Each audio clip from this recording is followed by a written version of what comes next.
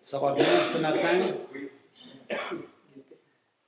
C'est bien. Il y en a un au moins que ça va bien.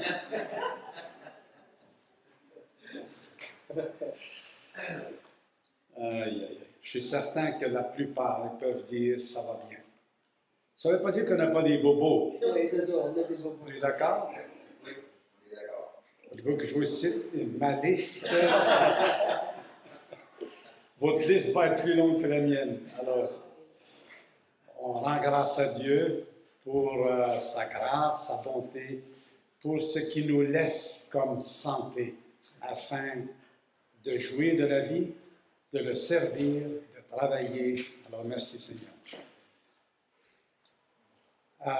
Je veux souligner notre frère Yann, il n'est pas ici parce qu'il va prêcher, comme vous savez, une fois par mois à notre église à Rivière-Rouge, une église qui sont à peu près une quinzaine, 15 à 20, 100 pasteurs, et ils ont besoin d'appui, de soutien, de solidarité de notre part. Donc, je vous encourage vraiment à prier d'une manière plus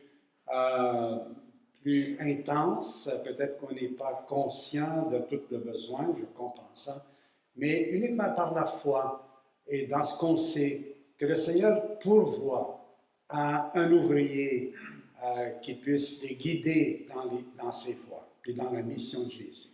D'accord? Je vous les recommande dans la grâce de Dieu. Alors, la semaine dernière, on a étudié le sujet des dîmes et des offrandes. Vous vous souvenez? Vous souvenez-vous, qu'est-ce qu'on a dit? Je vais vous faire un résumé, d'accord? Ça m'est déjà arrivé de prêcher et à la fin de la journée de dimanche, j'ai oublié sur quoi j'avais prêché. Alors, ça m'est déjà arrivé. Pas souvent quand même. Hein? Ne vous faites pas des idées là. Alors, on va y aller avec juste un survol rapide. Oh, merci beaucoup, Daniel. Merci. Un survol rapide de ce que nous avons vu la semaine dernière et avec un petit ajout pour compléter, parce que cette semaine, au moins 2 frères un m'a écrit et l'autre m'a encouragé de vive voix au moins 2 reprises pour achever un peu, parce qu'il a fallu hâter la fin de la prédication la semaine dernière. Donc, je vais compléter et en même temps toucher, j'espère pouvoir le faire, à mon thème de la fête de la Pentecôte. Alors, normalement, on ne fête jamais ça dans les églises évangéliques. Je n'ai jamais vu qu'on a fêté ça, mais parce qu'on ne sait pas exactement c'est quoi la signification, quel est le lien avec la nouvelle alliance. Alors, j'aimerais pouvoir au moins avoir une dizaine de minutes pour vous parler, parce que c'est inspirant, comme vous allez voir. Donc, allons-y, Lise, si tu permets. OK. Alors, le sujet était « Adorer Dieu avec nos biens ». Juste le titre nous dit que nous parlons d'adoration de Dieu. On adore Dieu de toutes sortes de manières. Dans le Nouveau Testament, on est exhorté à adorer Dieu avec le fruit des lèvres qui confesse son nom. Par nos bouches, nos louanges, l'amour qui sort de notre bouche, le bien que nous faisons, l'annonce de l'Évangile. Adorons Dieu avec le fruit des lèvres. Adorer Dieu en offrant nos corps en sacrifice vivant. Et si nous voulons avoir un modèle de comment vivre comme un sacrifice vivant, on a juste à penser à Jésus. Jésus, dès le moment où il a dit à son Père, « Papa, je viens pour faire ta volonté », dès ce moment-là, il a commencé son sacrifice vivant. Et quand il s'est incarné, il s'offrait à son Père. Ça faisait partie de son sacrifice. Son sacrifice, c'était pas seulement à la croix. À la croix, il est mort pour nos péchés. Mais avant de mourir pour nos péchés, il a vécu 33 ans et pour son Père, d'une manière vivante. Il n'a pas cherché son intérêt. Il n'a cherché que l'intérêt de son Père. Voilà le sacrifice. Et la même chose pour nous, vivre comme un sacrifice vivant, c'est chercher la gloire de Dieu, chercher l'intérêt de Dieu, chercher la justice de Dieu avant n'importe quoi d'autre. Et vivre pour le Seigneur.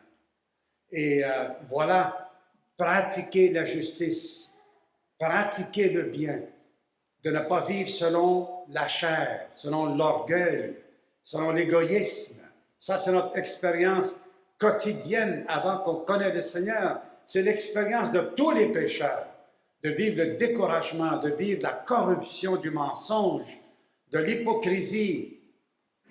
Mais comme chrétiens, nous renonçons à ces choses-là pour vivre de la vie de Dieu et ainsi de rayonner de sa présence, de son caractère, de sa personnalité merveilleuse, afin que le monde puisse le voir et croire en lui, afin de recevoir la vie éternelle.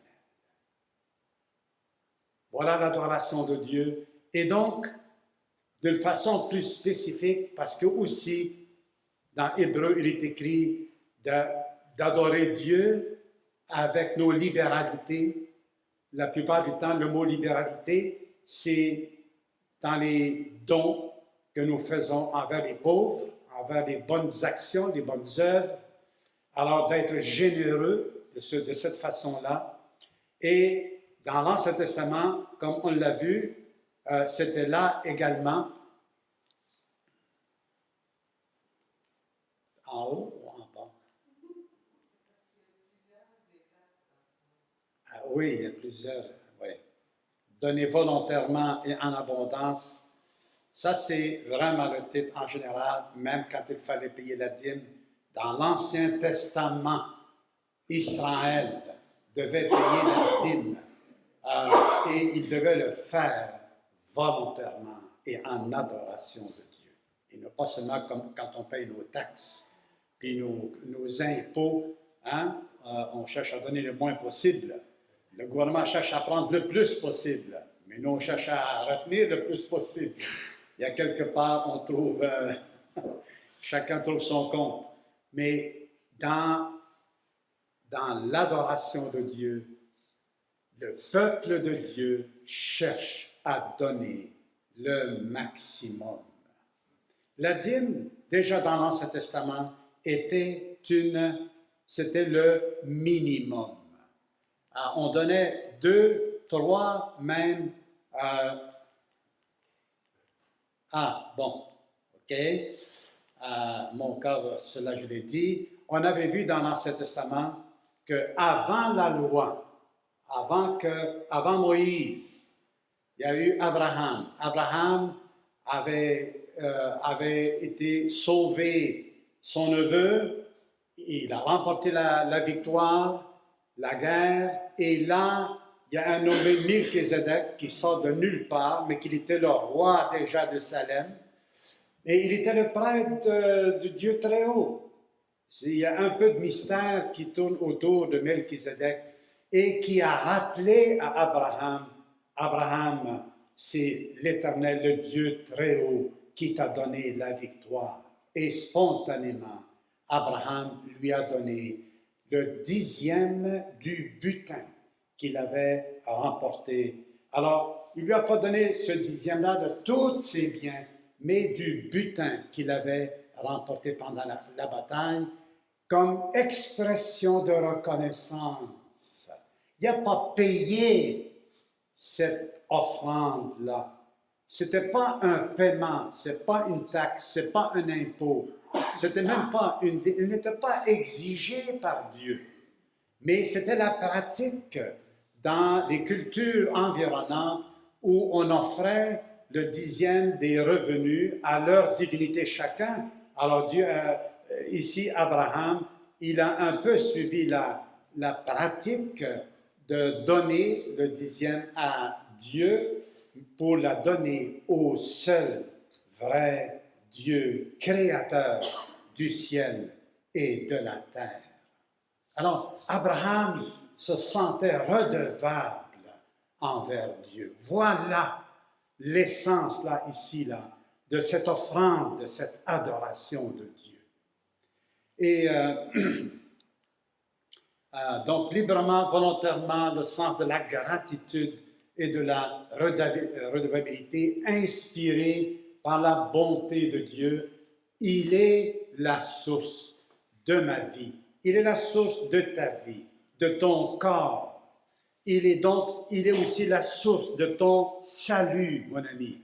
Il est la source du pardon que tu reçois, de tes enfants. C'est Dieu qui exprime sa bonté infinie envers l'être humain qu'il a créé pour le rendre capable de procréer avec lui d'autres êtres humains. C'est pas que l'être humain est capable de le faire. Tout ce qu'il est capable, c'est d'avoir une union avec son épouse, son époux, et Dieu s'occupe du reste. Amen. Amen. Comment ne pas tomber sur notre face pour adorer Dieu devant les merveilles de la nature, les merveilles des saisons. Je suis impressionné. De plus en plus, on dirait que je découvre Dieu dans la création, comme étant source d'adoration. J'avais plus de misère avant. Et il y a 2 semaines, comment la Terre tourne autour du Soleil, comment la Lune tourne autour de la Terre, et comment ça tourne autour, toutes ces planètes-là qui tournent dans un sens. Il y en a une seule qui tourne dans l'autre sens. Pourquoi? Je ne sais pas. Comment Dieu a placé la grosse planète Saturne? C'est Saturne qui est la plus grosse, non pas Saturne, la plus grosse planète. Jupiter. Et elle est, je pense, c'est 18 fois plus grande que la Terre et qui est là, placée pour protéger la Terre contre les débris qui viennent de l'espace, qui autrement se rendraient jusqu'à la Terre. Et ça, c'est les inconvertis qui disent ça. Comment? Et même le Soleil qui est en mouvement dans la galaxie qui est en mouvement, tout est en mouvement. Et synchronisé à la seconde. Moi, je tombe sur ma face. Adorer Dieu. Alors, inspiré par la bonté et la puissance de Dieu. Donné sous la loi, on a vu les dîmes. Dîme veut dire 10%, le 10e, littéralement. Dans Lévitique 27, il y a plusieurs versets qui parlent de ça. Le peuple juif, je spécifie encore, la dîme sous la loi était donnée par Dieu à son peuple Israël. Et il devait donner le 10e de toutes les récoltes de la terre, les fruits, le grain, et aussi des animaux. Il comptait 10 animaux. 1 sur 10, il appartenait à Dieu. 1 sur 10, 1 sur 10. Il ne choisissait pas si l'animal était bon ou mauvais. Celui qui offert en sacrifice devait être parfait. Mais lorsqu'il donnait la dîme des animaux, c'était 1 sur 10. C'était comme ça. Et tout le monde apportait le 10e de leur revenu au temple et il servait à être donné aux Lévitique, à la tribu de Lévi, que Dieu a choisi, qu'il a mis à part en leur disant, vous allez m'appartenir parmi le peuple qui m'appartient, mais vous, d'une façon spéciale, vous allez me servir autour du temple. Alors, c'est de cette tribu-là que sortaient les prêtres, Aaron et tous les autres qui ont suivi, de cette tribu-là. Jésus n'est pas sorti de cette tribu. De quelle tribu il est sorti? Judas, à qui appartenait la royauté.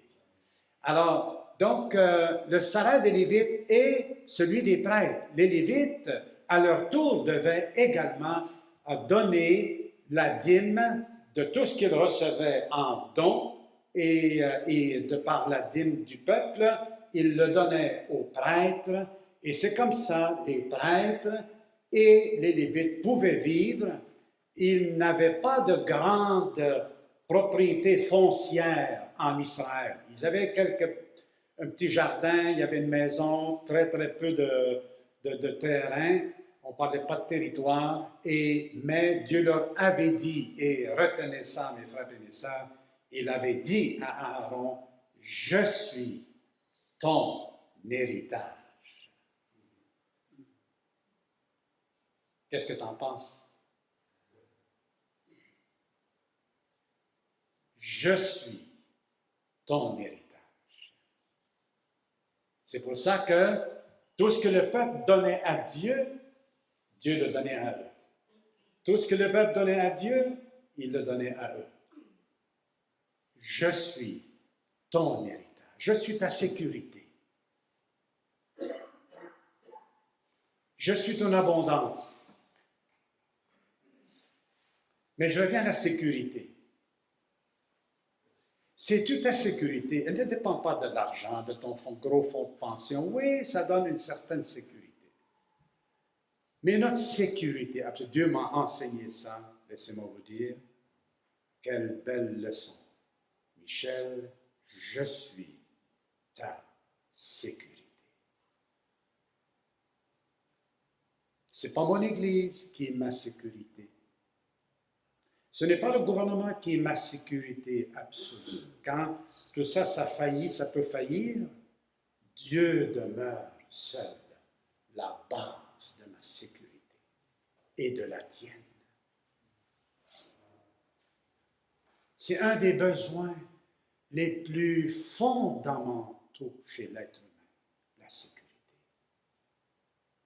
Quand on est insécure, que ce soit matériellement ou dans notre personne, on a des problèmes. Notre comportement s'en ressent, les autres s'en ressentent.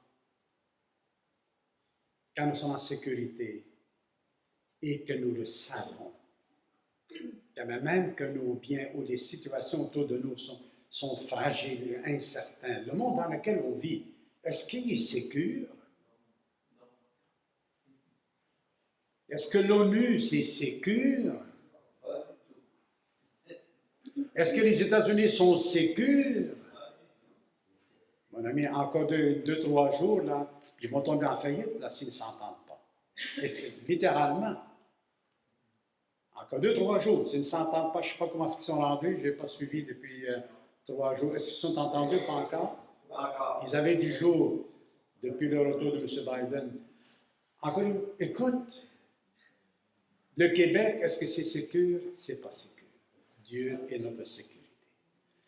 Et il y avait une dîme aussi à tous les 3 ans, parce que ce qui préoccupait Dieu, ce n'était pas seulement le culte du temple, mais aussi les personnes qui étaient en situation vulnérable, les veuves, les orphelins, l'étranger au milieu d'Israël, qui n'a rien qui lui appartient en Israël, l'étranger, donc ça peut être un païen même, et l'étranger, Dieu voulait qu'il soit nourri, qu'on s'occupe de lui. Et le Lévite qui était en Israël pouvait être des fois négligé parce que le peuple n'apportait pas la dîme d'une façon régulière et tout ça. Alors, il tombait dans la pauvreté. S'il ne reçoit pas, il devient pauvre. Dieu a un souci pour ceux qui sont vulnérables. Dieu a dit, tous les 3 ans, en plus donc de la dîme que vous donnez annuellement, tous les 3 ans, une dîme pour les personnes vulnérables, incluant le Lévite. La plupart des commentateurs disent qu'il y avait 2 dîmes, une dîme annuelle et la dîme à tous les 3 ans, mais d'autres, ils voient 3 dîmes, donc ce qui fait que 23% par année, le peuple d'Israël était obligé de payer, entre guillemets, de donner au temple et aux Lévites, aux pauvres, aux gens qui avaient besoin d'aide. Alors, ça fait environ 23%. Si c'est 3 dîmes, mais si c'est 2 dîmes, 13%, et non pas seulement 10%. Alors, ça c'est obligatoire. Maintenant, une fois que tout ça donné, ça ne finissait pas là. Il y avait aussi, il y avait, en plus, il y avait les dons et les offrandes par-dessus la dîme. Et le peuple était invité à faire des dons et des offrandes. Et il y avait toutes sortes, pendant les fêtes, on donnait davantage. Et pour entretenir le temple, ou pour la réparation du temple, ou pour la construction de la tente d'assignation au début, tout ça s'était fait avec les dons et les offrandes. Donnés librement, gratuitement, juste parce que le peuple est heureux. Lorsqu'ils ont construit la tente d'assignation, dans quelles circonstances ça a été fait, ils venaient d'offenser Dieu d'une façon grave en faisant un veau d'or. Vous vous souvenez de cette époque-là? Et avec le veau d'or, en disant, il disait que ça c'est l'Éternel. Et ils adoraient le veau d'or, le peuple de Dieu, juste parce que Moïse est resté 40 jours dans la présence de Dieu sur la montagne. Fait qu'ils ont dit, il ne reviendra pas, on ne sait pas ce qui est advenu. Et puis là, ils se sont rebellés. Et qu'est-ce qui s'est passé? Dieu, il était profondément, non mais profondément heurté, indigné. Indigné à un tel point que la seule option était devant lui de détruire le peuple.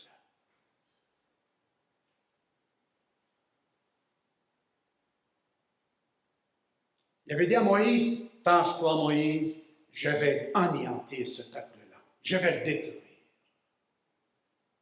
Parce que ça faisait je ne sais pas, la Xème fois qu'ils péchaient contre Dieu depuis leur sortie d'Égypte. Ils ont vu les miracles que Dieu faisait. Ils en ont profité. Et malgré tout, ils arrivent, une petite épreuve, impatience, et ils commencent à adorer un veau d'or qu'ils fabriquent eux-mêmes. Ils ne sont pas allés le chercher. Ils avaient vu des affaires comme ça en Égypte. Alors, ils ont dit, on va adorer à la manière de notre ancienne vie, de notre ancienne religion. Et on connaît l'histoire, si Moïse ne s'était pas placé là devant Dieu, entre Dieu et le peuple, l'intercesseur éternel fait pas ça, pense à toi, pense à ton nom, pense à ta réputation, pense à tes projets.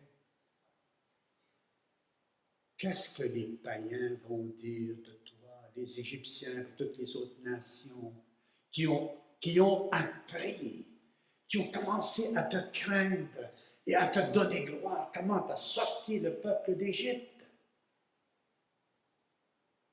Et maintenant, ils vont dire quoi? Ils vont dire que ce peuple-là, que tu l'as sorti, tu n'as pas été capable de les amener selon ta promesse dans le pays promis, puis tu les as égorgés au désert. C'est ça qu'ils vont dire de toi. Ce sera faux, mais c'est ça qu'ils vont dire.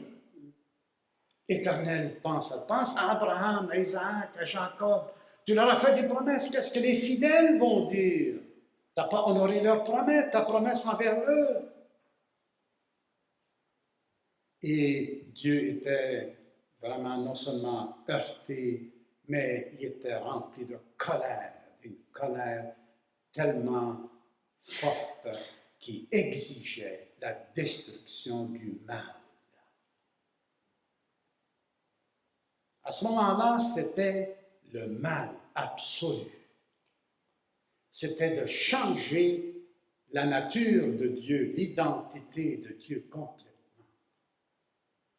Le Dieu du ciel, changé en veau d'or.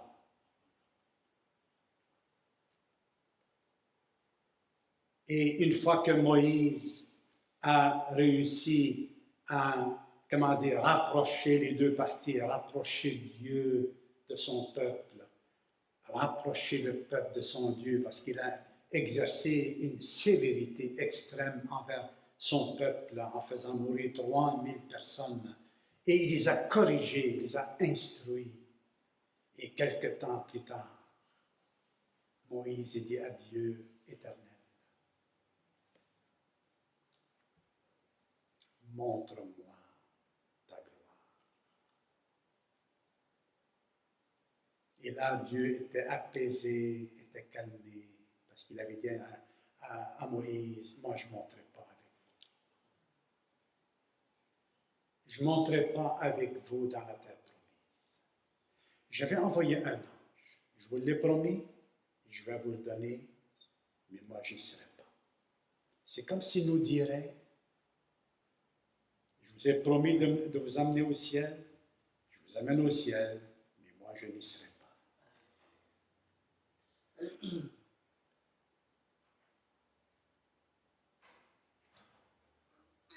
Mais par l'intercession du serviteur de Dieu, Dieu a écouté. Et là, le peuple cherchait une occasion pour démontrer leur reconnaissance envers Dieu. Alors Dieu a accepté. Il a dit à Moïse, dis au peuple que ceux qui le veulent, ceux qui ont le cœur bien disposé, ils peuvent m'apporter des offrandes, des dons volontaires afin de construire ma tente dans laquelle je vais vous rencontrer. Et là, le peuple sont venus, ont commencé à donner, et à donner, et à donner, et à donner tellement que ça débordait de partout. Il fallait que Moïse dise au peuple, c'est assez, ne donnez plus.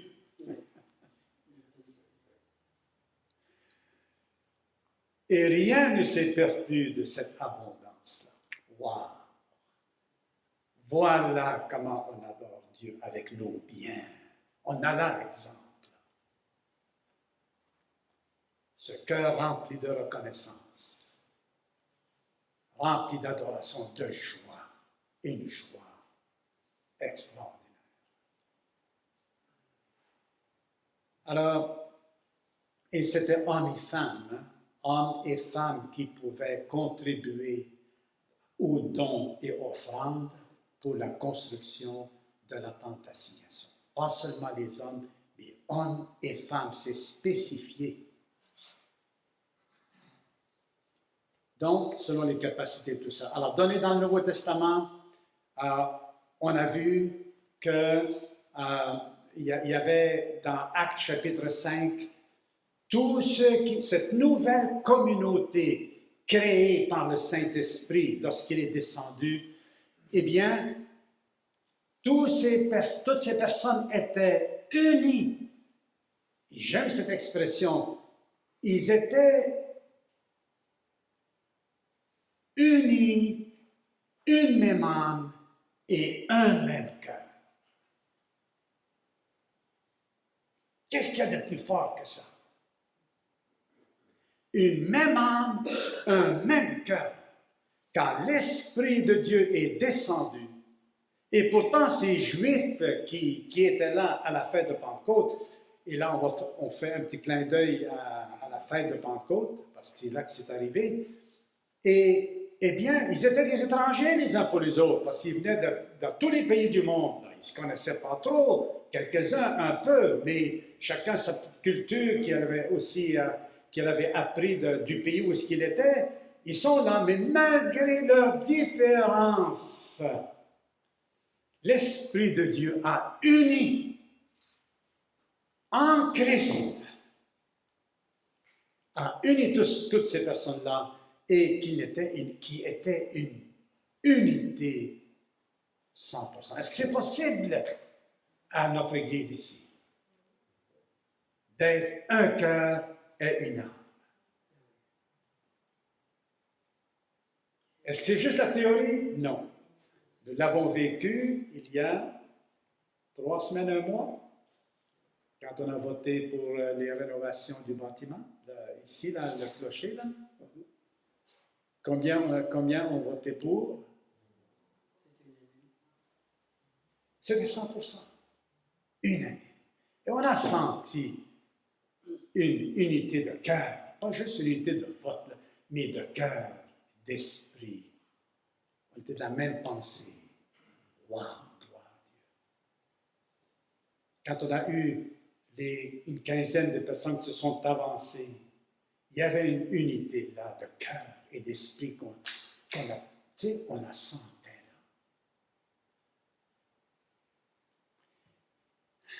Alors, ils mettaient tout en commun.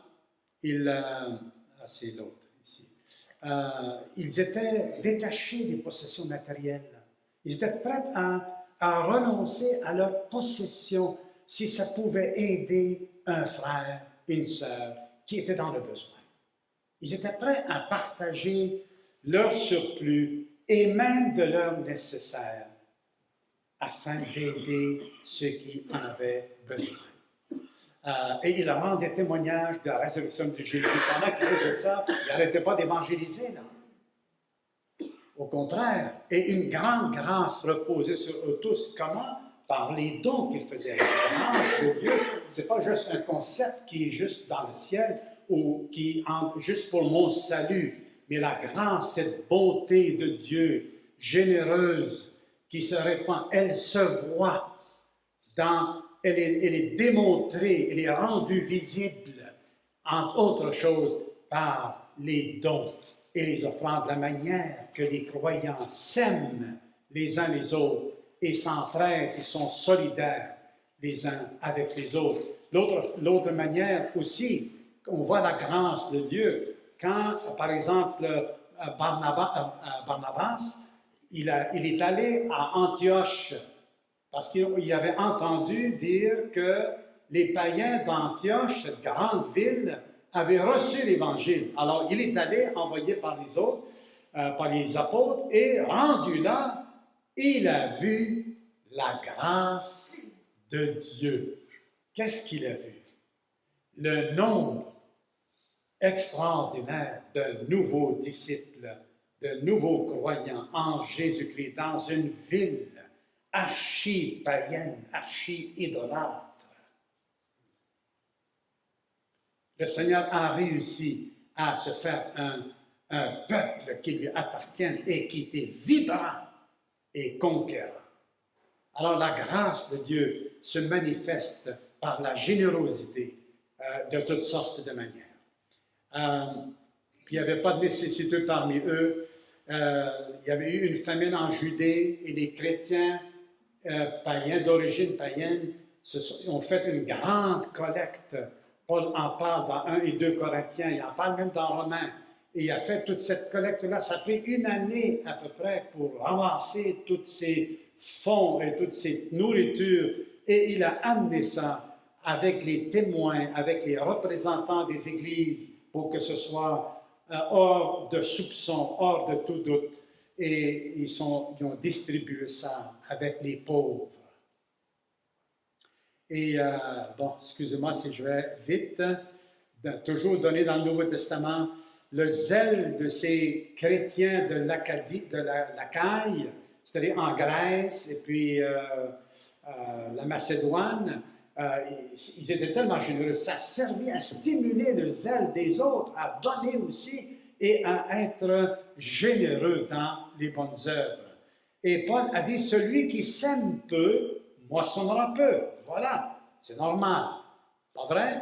Si on sème un plant de tomates, ben on a une certaine quantité de tomates. Mais si on sème 15 plants de tomates, ben là, tu vas nourrir une ville, quasiment. Et chacun donnait selon comme il l'a résolu dans son cœur. Ça, c'est un principe fondamental dans le Nouveau Testament. Donner sans regret ni contrainte. D'accord?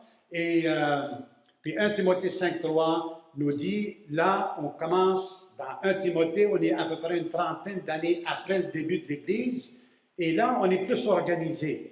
Il y a des veuves, qui dit, les veuves qui sont sur le rôle. Ils ont une liste de membres, ils savent qui est vraiment chrétien et qui ne l'est pas. La distinction est claire. Alors, et il dit, les veuves, puis attention, c'est pas n'importe quelle veuve. C'est pas n'importe quelle. En un mot, quand on donne, quand on n'aide pas aveuglément. Quand on donne sans compter, entre guillemets, l'attitude généreuse, et il n'y a pas de ficelle après, on le donne.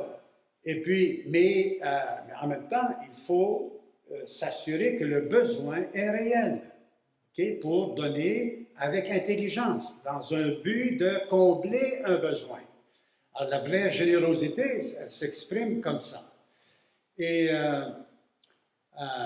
aussi, la deuxième préoccupation pour Dieu, en plus des personnes vulnérables, comme on a vu dans l'Ancien Testament, c'est encore là dans le Nouveau Testament, comme j'en ai parlé tantôt, mais aussi, comme Dieu avait le souci du soutien de ceux qui servent au temple, il a aussi le souci de ceux qui enseignent le peuple de Dieu, les prédicateurs, les pasteurs, pas tous, mais quelques-uns parmi eux selon la capacité de l'Église. Et ils méritent leur salaire. En un mot, quand on paye un pasteur, ce n'est pas un don qu'on fait, parce qu'il travaille. D'accord? Il travaille. Et j'aime ça. Moi, ça m'a donné la liberté d'en parler. Il mérite son salaire. C'est Dieu qui le dit. Puis même si je le répète que je suis le seul bénéficiaire, mais c'est quand même ça. Hein? Le Seigneur dit, il mérite ça. Et je trouve ça important parce que j'ai vu des églises, qui donnaient à leur pasteur, qui payait un salaire, et qui le méprisaient. Il ne travaille pas assez, il ne mérite pas. Il traitait comme s'il lui donnait. J'ai vu ça là, je n'exagère pas. C'est comme si c'était un simple employé. Et c'est quoi qu'on fait là quand on va au restaurant là, après qu'on a payé? Un pourboire. C'est comme s'il donnait un pourboire. On ne l'honore pas. Si on ne l'honore pas, on n'honore pas sa fonction et on n'honore pas le Dieu qui l'a appelé.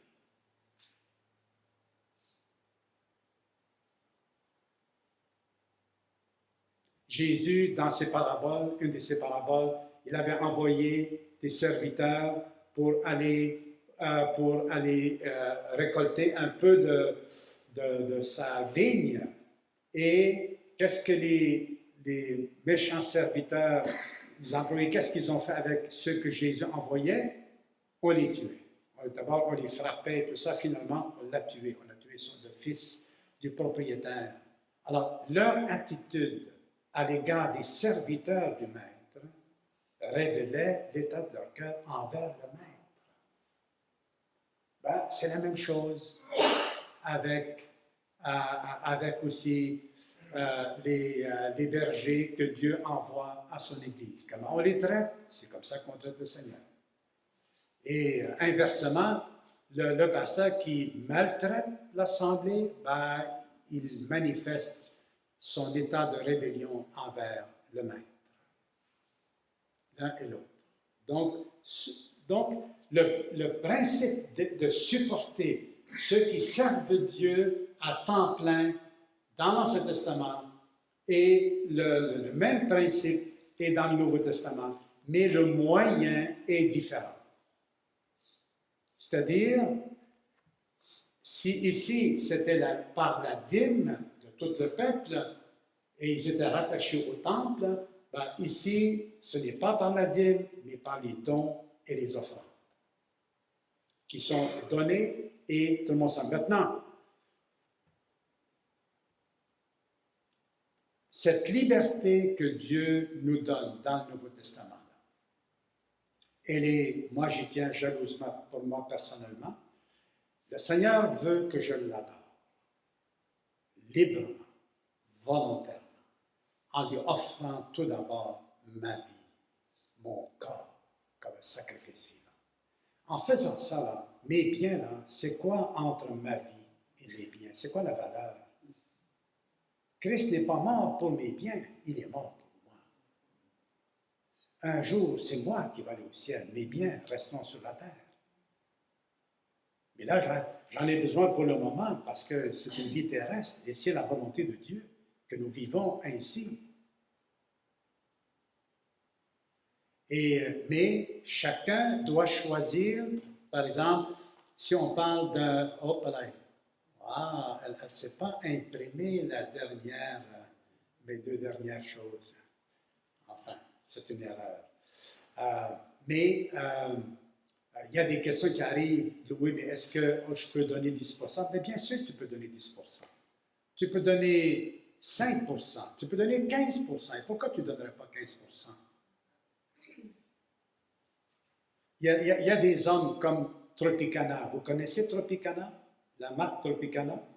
Ah, du jus. Vous avez ça dans votre frigidaire, vous allez voir. Tropicana, je pense que c'est le nom du propriétaire de ça. C'était un chrétien, mais un chrétien qui est un peu charnel, dans le sens qu'il ne se préoccupe pas beaucoup de ses responsabilités dans la foi en général. Il a un réveil spirituel dans la quarantaine à peu près, et là, il veut se marier. Il marie une ancienne missionnaire et il lui confie la tâche de gérer, de le conseiller, où est-ce qu'il peut donner, quelles sont les missions qui ont besoin. Et là, il a orienté ses millions dans les bonnes œuvres. Il a construit au moins une, j'ai entendu parler d'une deuxième, une sorte de village de 250 places, 250 chalets ou maisons d'été pour recevoir, accueillir les missionnaires qui ont pris leur retraite après 25 ans de service. Ils peuvent aller là et puis sans payer.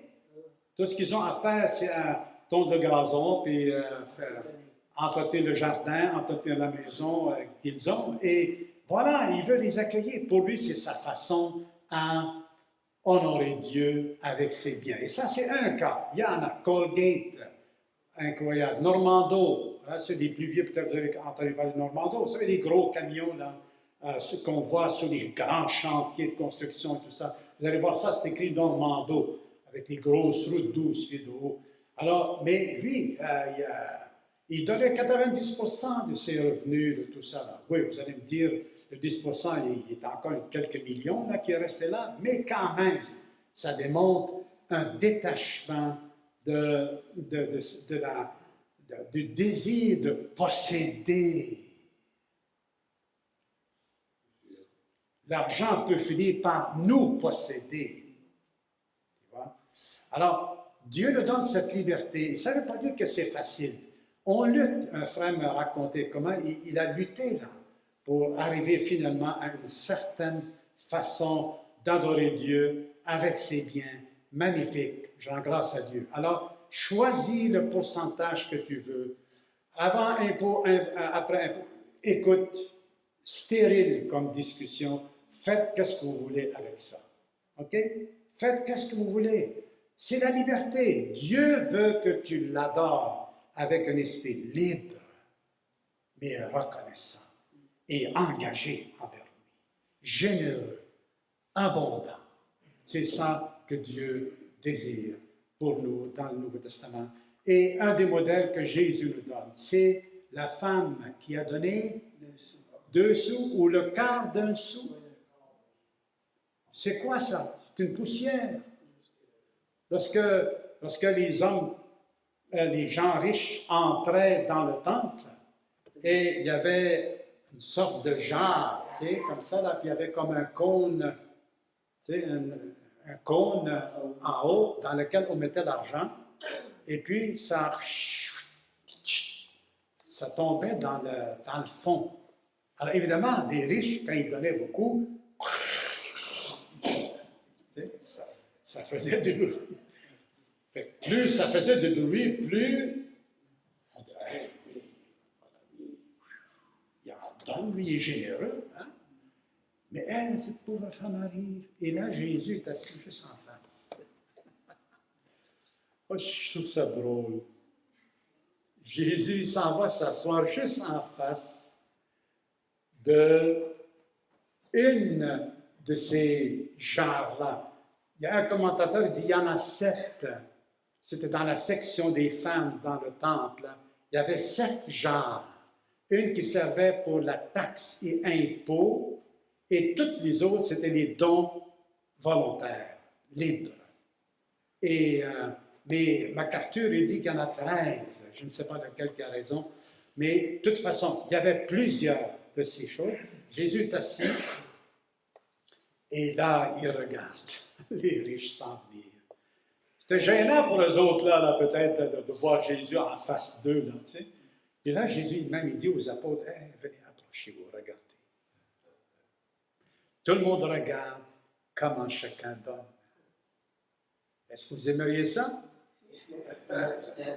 Hein? Que tout le monde regarde dans les enveloppes pour voir qu'est-ce qu'on y met dedans? On n'aimerait pas ça. Jésus, ça, il regarde. Et sais-tu? Jésus nous regarde aussi. Il regarde, il nous connaît. Il ne nous méprise pas. Mais il a vu cette pauvre femme, veuve, qui n'a rien, et qui approche tranquillement. Elle met ça dans... Personne n'a rien entendu. Chut. Mais Jésus l'a entendu. Jésus l'a vu. Il a dit, vous voyez, regardez cette femme, on va raconter, on va parler d'elle toute, hein? Pendant des siècles, on en parle encore aujourd'hui. Elle a donné plus que tous ceux-là qui sont riches, qui ont donné de leur superflu, et ils le font pour être bien vus des autres. Cette femme-là, elle savait que personne ne la verrait, elle ne ferait attention à elle. Mais dans la droiture de son cœur, elle voulait adorer le Seigneur. Elle voulait faire quelque chose. Elle ne peut pas rester sans exprimer d'une manière tangible. Pas seulement par le fruit des lèvres, mais d'une manière concrète, tangible, qui exprime au dehors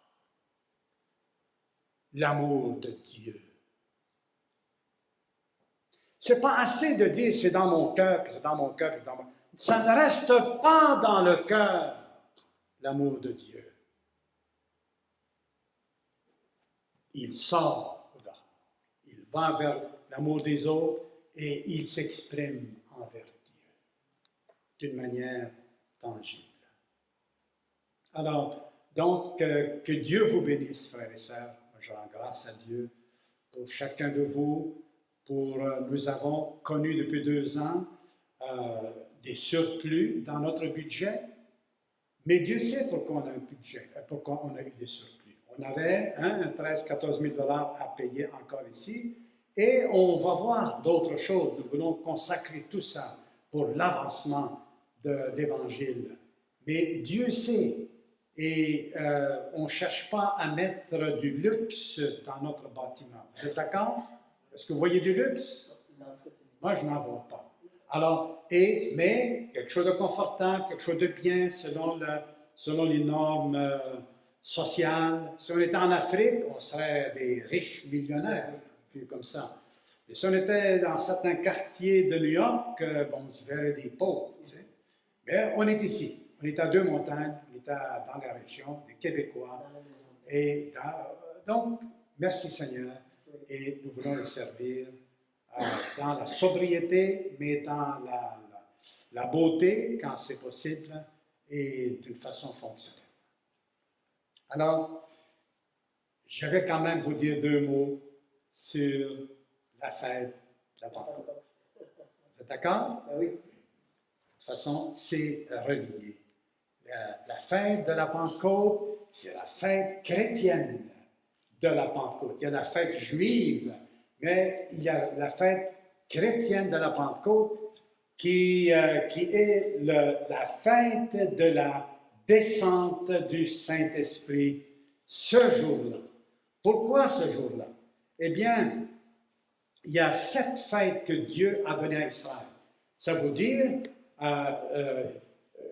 quel est le souci de Dieu pour que son peuple, 2 choses, se rappelle des œuvres de sa bonté envers eux et aussi de leur histoire, parce que ça rythme leur histoire. Les fêtes sont intégrées à la vie et à la culture d'Israël.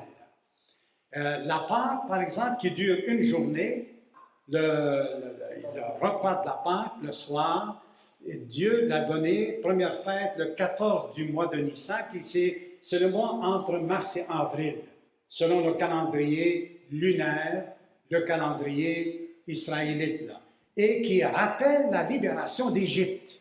Ça, c'est la Pâque. Pâque veut dire passer par-dessus. Passover. Par-dessus, c'est le jugement, la colère de Dieu contre les pécheurs, contre les Égyptiens, mais là où le sang était sur les linteaux de la porte, l'ange de la mort passait par-dessus. Et l'enfant était sauvé, le premier-né. La deuxième fête, tout de suite après, les pains sans levain. Donc, on finissait la Pâque, il y avait le sabbat, et le lendemain du sabbat commençait la fête des pains sans levain. Ces 2 fêtes, de Pâques et des pains sans levain, ils sont tellement liés que finalement, on a commencé à appeler l'un pour l'autre. C'est quand on parle de la Pâque, bon, c'était inclus la fête des pains sans levain, ou quand on parlait de la fête des pains sans levain, ça incluait aussi la Pâque, mais sans toujours la nommer. On voit ça dans le Nouveau Testament. Vous avez déjà vu ça. Alors, ça rappelle que quand ils sont sortis d'Égypte, ils sont sortis à la hâte. Et les femmes n'ont pas eu le temps de faire lever leur pain, la pâte. OK? Ils n'ont pas eu le temps, tout de suite, on l'a fait cuire, et puis on est parti à la hâte, rapidement. Et ensuite, à la fin de cette fête-là, commençait la fête des prémices. Les prémices de la récolte d'orge, pas de blé, d'orge. Alors là, il devait amener une première boisseau, merci, excusez-moi, un boisseau, première chose qu'on récolte, et on amène ça au temple, et là, le prêtre, il me présentait devant Dieu, OK?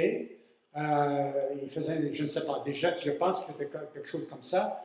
Il la présente devant Dieu, il devait l'agiter, cette gerbe-là, et là, il y avait une fête qui durait seulement une journée. C'était le début des récoltes, donc des réjouissances. Parce que quand on récolte, on récolte en chantant. Ceux qui récoltent souvent, là, ils chantent.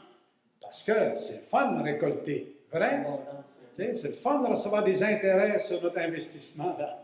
Ça nous fait du bien. Et ensuite, la Pentecôte, c'était 49 jours plus tard, donc ça faisait 50, le 50e jour. La Pentecôte durait une journée. C'est la fête des moissons. Action de grâce. Les prémices, action de grâce pour la moisson qui s'en vient, hein, qu'ils vont récolter. Et puis, à la fin de la période, action de grâce pour tout ce qu'ils ont reçu. Donc, ce sont des fêtes là, qui excitent la joie et la reconnaissance dans le peuple de Dieu.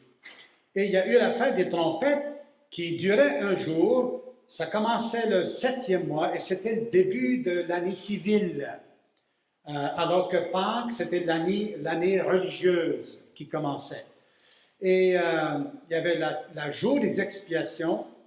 Un jour, cette fête-là avait l'objectif d'effacer les péchés. Et des sacrifices étaient faits. C'est la seule fête où il y avait comme de la contrition, de la tristesse qui devait être exprimée par le peuple. Mais toutes les autres, ce sont des fêtes de célébration. Dieu veut la joie de son peuple. C'est ça qu'il voulait dans Genèse 1 et 2, la joie de l'homme qu'il a créé. Et il y avait, sans parler, la fête des tentes qui durait 7 jours. Dieu les a protégés pendant le désert, ça c'était la signification. Et les sabbats hebdomadaires. À chaque semaine, c'était aussi une fête. D'ailleurs, la liste des fêtes commence par le sabbat. Le sabbat était une fête. Alors, ça donne 19 jours de fête, plus les 52 sabbats, plus l'année sabbatique à tous les 6 ans. Alors, ça en faisait des temps de repos. Et alors, le repos, c'est important, mes frères, et profitez de l'été pour vous reposer, vous ressourcer. Attention, quand on se reposait, c'est en adorant l'Éternel également. Dieu était au centre de leur repos. Alors, voilà, et la fête de la Pentecôte, le premier jour de la semaine, j'en ai parlé un petit peu tantôt, le lendemain du sabbat, une offrande nouvelle. Dieu avait dit, Lévitique 23, 16, il dit, vous présenterez une offrande nouvelle. Et c'est là, et son expression, sa signification s'est accomplie dans le Nouveau Testament, lorsque le Saint-Esprit est descendu le jour de la Pentecôte et il a créé l'Église dès le départ, lorsqu'il a rempli les 120 disciples qui étaient là. Voilà la gerbe. Et ensuite, quand Pierre a prêché, 3000 âmes ont été sauvées. Une couple de jours après, 5000 nouvelles âmes qui s'ajoutent, et ça a été des milliers. Et la moisson a commencé. Et la moisson ne s'est pas encore terminée. Elle continue. Donc, il y aura quelque part la fin de cette Pentecôte lorsque toute l'Église sera enlevée à la rencontre du Seigneur dans les airs. Là, ce serait la fin de la récolte. Jésus prend les siens. Mais là, aujourd'hui, on est encore dans la période des moissons. Des moissons, de la récolte.